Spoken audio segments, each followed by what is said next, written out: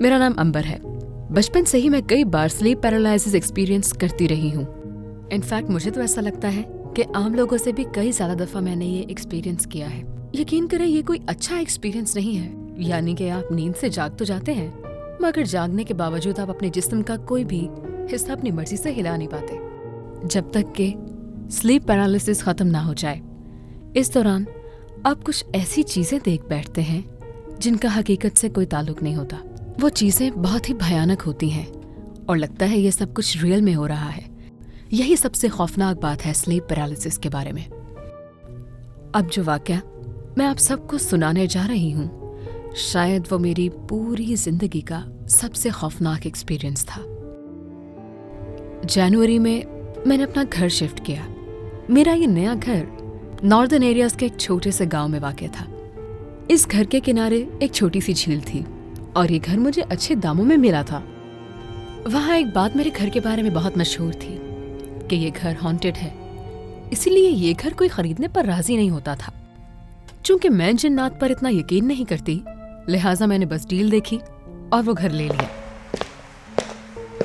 घर में शिफ्ट होने के कुछ दिनों बाद वहां पर बहुत तेज बर्फानी तूफान आ गया, जिसकी वजह से बिजली चली गई और मैं घर में बंद होकर रह गई। अंधेरे और बोरियत की वजह से मैंने सोचा कि मैं रात को जल्दी सो जाती हूँ, सुबह जल्दी उठ जाऊंगी और कुछ सामान मजीद अनपैक कर लूंगी। उस रात मेरी आंख किसी के मेरी खिड़की पर खटखटाने से खुल गई।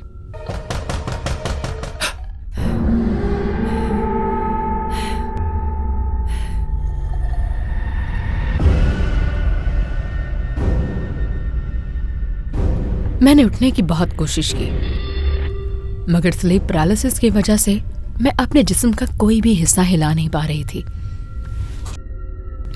वो खौफनाक लड़का मुझे घूरे जा रहा था। उसकी आंखें खौफनाक हद तक स्याह थीं और उसके चेहरे पर भयानक सी बड़ी स्माइल थी। मैं चिल्लाना चाहती थी, वहां से भाग जाना चाहती थी, मगर मेरी सारी कोशिशें नाकाम। मैं बार बार खुद को ये यकीन दिलाने की कोशिश कर रही थी कि ये महज मेरी आंखों का धोखा है, मगर वो सब एक खौफनाक हद तक रियल था। कुछ ही देर में वो लड़का वहां से गायब हो गया। मुझे इत्मीनान हुआ और मैं सोचने लगी कि बस अब कुछ ही देर में सब कुछ नॉर्मल हो जाएगा। अभी थोड़ी ही देर गुजरी थी कि मुझे अपने किचन की तरफ से कुछ शोर सुनाई दिया। क्या वो मेरे घर में घुस आया है? मेरा ज़हन बुरी से बुरी चीजें सोच रहा था। मैंने बहुत मुश्किल से अपनी आंखों को घुमाकर दरवाजे की तरफ देखने की कोशिश की। मुझे दरवाजे की दूसरी तरफ कोई खड़ा हुआ नजर आया। जैसे ही दरवाजा खोलकर वो अंदर आया तो मैंने देखा कि ये तो वही लड़का था। वो मेरे बिस्तर की तरफ बढ़ने लगा। मुझे ऐसा लग रहा था जैसे कि मेरी मौत मेरी तरफ बढ़ रही है।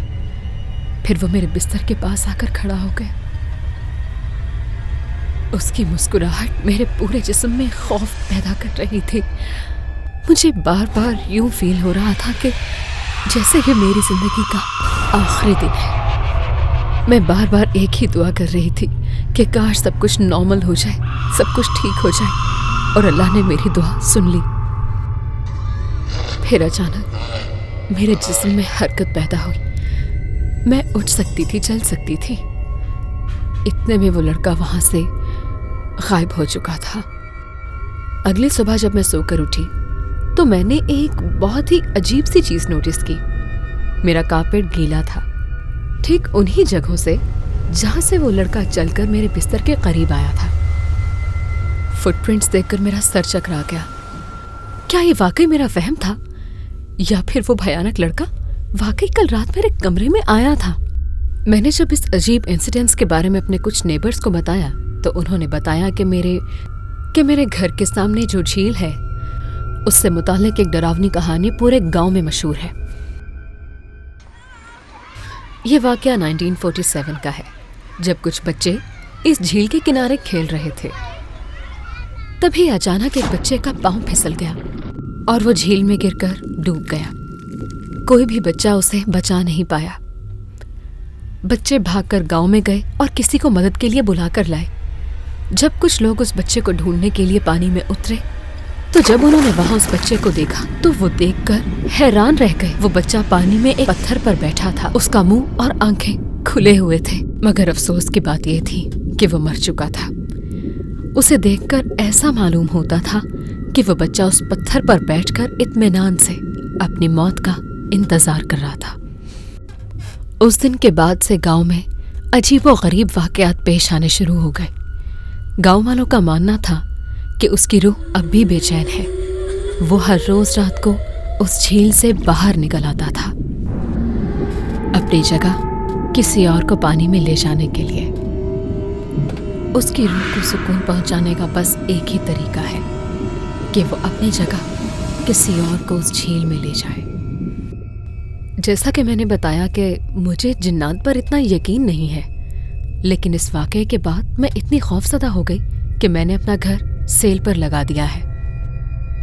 मैं वहां रहना नहीं चाहती, क्योंकि उस वाकये के बाद एक रात भी मैं उस घर में सुकून से सो नहीं सकी। चूंकि ये घर हॉन्टेड होने की वजह से इस कदर बदनाम है कि कोई इसे खरीदना ही नहीं चाहता। और आजकल मेरे हालात भी ऐसे नहीं हैं कि मैं कोई घर रेंट पर ले सकूं। मैं यहाँ पर बहुत बुरी तरह फंस चुकी हूँ। प्लीज़ आप लोग दुआ कीजिए कि मैं यहाँ से बच जाऊँ।